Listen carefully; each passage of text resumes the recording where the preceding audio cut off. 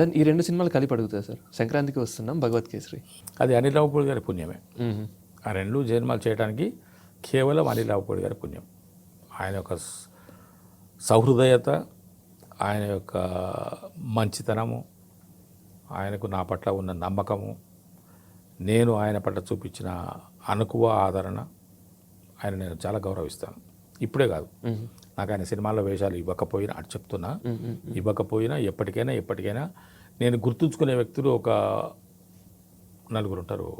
Okay Sarath, 4 ఎవరంటే, నన్ను మొట్టమొదటిసారి మూవీ కెమెరా ముందు పెట్టింది నా తమ్ముడు లాంటి వ్యక్తి యాదకాశి అని, ఇప్పుడు లేరు ఆయన.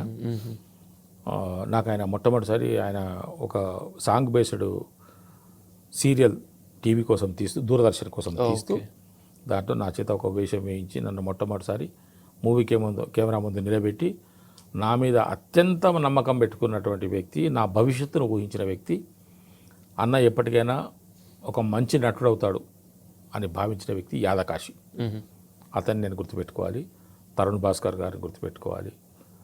ఎందుకంటే ఆయన చేసిన సినిమాల ద్వారానే, ఆయన ఎక్కడ చూశారో నాకు తెలియదు. అసలు తరుణ్ భాస్కర్ గారు ఎవరో కూడా నాకు తెలియదు సార్.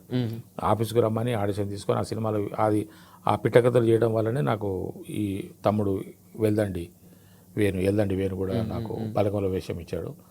తరుణ్ భాస్కర్ గారికి, ఎల్దండి వేణు గారికి, అనిల్ రావిపూడి గారికి, మా యాదకాశి తమ్మునికి నేను ఖచ్చితంగా జీవితాంతం కృతజ్ఞత.